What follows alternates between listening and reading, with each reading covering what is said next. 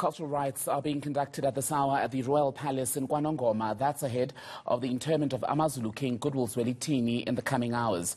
The king's remains, accompanied by Amabutho and Zulu maidens, arrived at the Royal Palace this afternoon.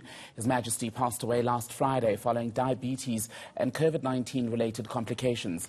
My colleague Thulasizwe Simelane as well as Siphamandla Goke are live for us in KwaNongoma tonight, covering this historic moment, really, joining us live now. And I want to begin with you then, Thulasizwe, and let's begin with what we're expecting to happen overnight when the media will then have to move away, as we've already started to do, to allow the family to do what needs to be done.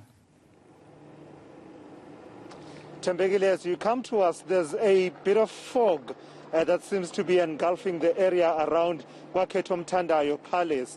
It's just one of those weather changes, that's sort of symbolic in a way. To you and I mean, it might look like just fog coming after a day of rain, which abated at some point in the early evening, and now there's fog, perhaps symbolically talking about the nation being shrouded in its grief, but also at the same time, some of the rites and practices that are happening now shrouded in mystery and secrecy and sacredness of the AmaZulu people. So in terms of what is happening within the space of about a kilometer or so at the KwaNongoma Palace, I won't be able to tell you much at this point because of those directives that say we must keep as far away from that sacred space as possible.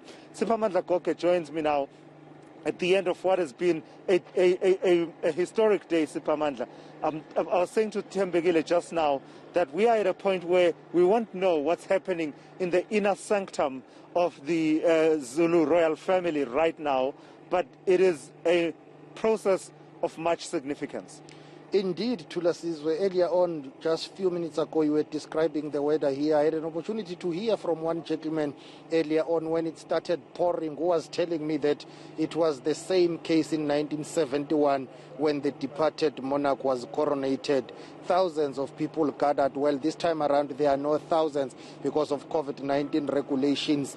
But he was telling me that there is no way it was not going to rain, because as the king took to the throne and now the king is departing, they expected that it was going to rain. That is symbolic. In fact, if I jump in there, Siphamandla, I've seen some historical visuals from the Associated Press that actually confirm what you are saying, that it was raining on the day of the coronation, and in fact some of the scenes were quite muddy. It's a really short clip, but I did see that clip from 1971. Absolutely. So what we get from our sources right now is that inside the palace, the family is busy with certain rituals, Thulasizwe, and perhaps if one can try and unpack what we believe is happening inside, they have to have a ceremony for the lack of better word, let's just say cleansing ceremony. So they will welcome the king to the palace. Remember, when the king departed, they had to inform the ancestors that the king is no more. So they have to slaughter a goat there. Thulasizwe, report to the ancestors that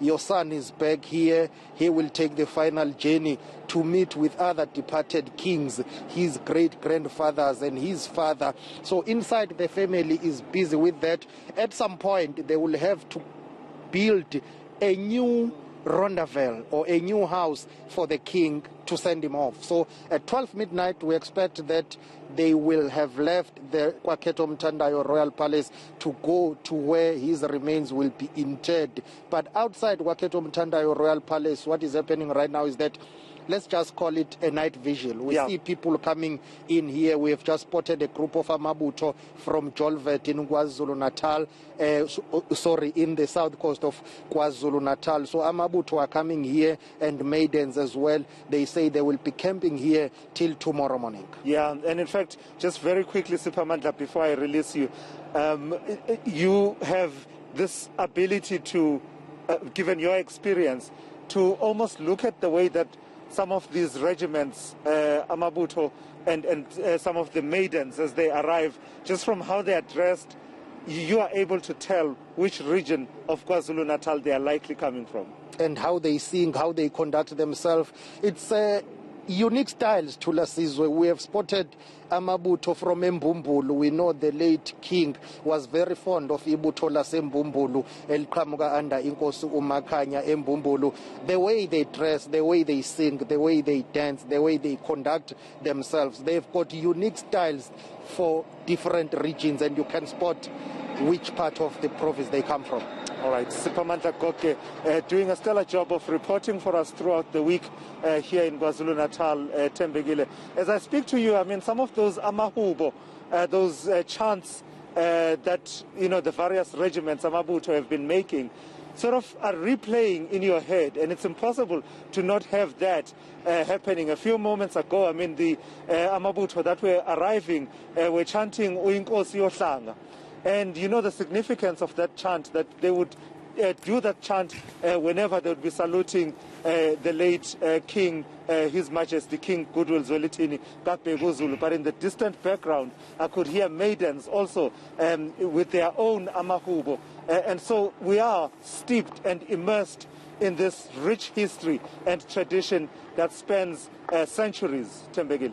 And you know, Chulasiso, while we still have you, you talk about the rich culture and tradition on display today. Also quite interesting to see the many young people who indeed have come out today, because as ever, when the passing of such a big figure happens, there is a lot of conversation about legacy and what will become of their people. Yet you see that it's quite clear that there are young people who are still interested in the culture, in the tradition, and will likely carry it forward.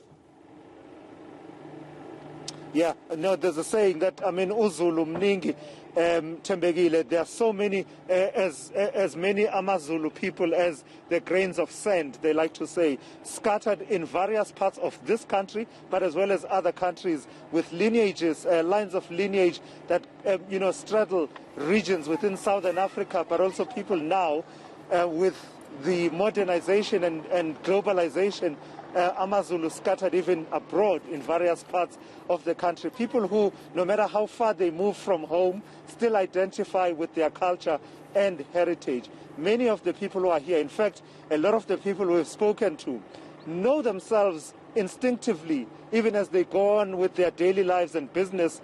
They know exactly where they fit in within the AmaZulu structures and regiments, depending on their age, depending on their marital status, and the various roles and responsibilities, that they know exactly where they fit in whenever there's an occasion such as, you know, mourning the passing of a king, King Goodwill Zwelithini, in this particular case. So it is that, and many of them credit His Majesty for that. They say that he actually played a pivotal role in reviving some of the traditions and cultures that many were starting to forget. So cultures such as Umkhosi Womhlanga for the young maidens, but also the circumcision practices, which he linked directly to the benefits of circumcision, male circumcision, in the fight against HIV and AIDS. So you will hear a lot of that, people reflecting about the battles that were fought, the battles such as Isandlwana.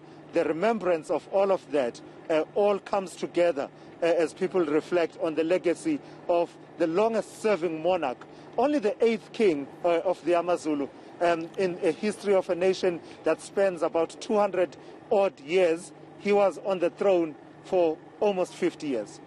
And as you say that then, Tulas, you look at the present and the past, right?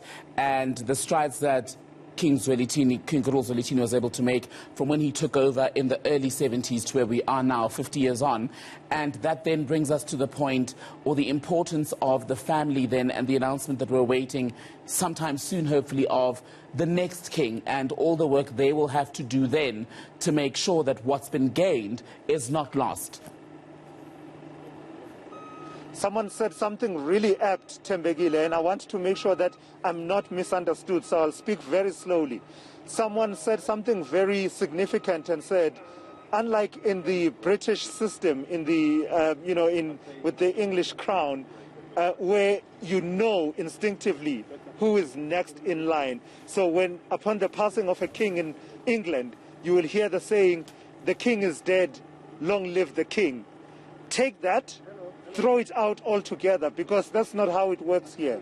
It's simply not how it works with people such as AmaZulu. It is something that's shrouded in a rich tradition, and they have their specific ways of managing that particular transition. But the key thing is that the king doesn't die, passes on, usekoteme, which direct translation and perhaps bastardization, you could say he's kneeling, but they put it in that way to signify that it's only momentarily, because another king will rise and ascend and basically take up that position to ensure that the nation continues, its traditions and ways of life and doing things are not lost, and they do continue. And I can tell you now, as they gather here for the interment of King Goodwill Zwelithini, many AmaZulu know that there's no question that those processes will play themselves out the way that they have done with now 8 kings now. Thulasizwe Simelane out and about in KwaNongoma as we continue to cover as best as we can.